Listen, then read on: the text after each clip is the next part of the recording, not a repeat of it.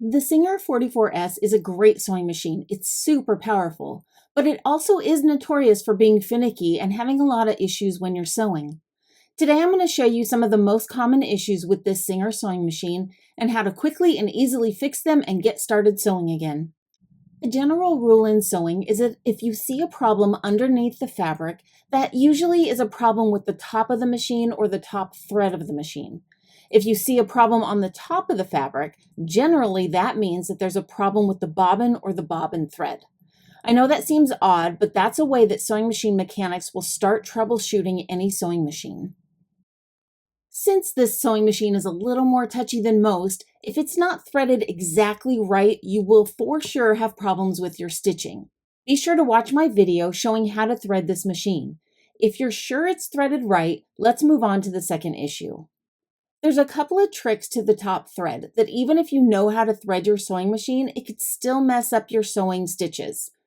The first step is to make sure that your thread is not getting caught on the spool.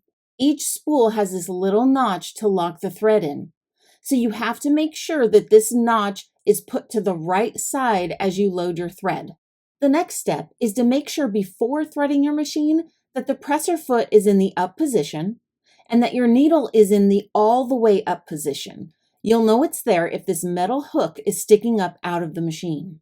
Now let's check out the bobbin. The bobbin needs to be wound correctly, the way Singer wants you to do it.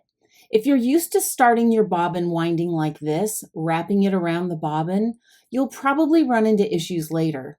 Instead, guide the thread from the center of the bobbin up and out through this little hole here, and don't let go of the thread.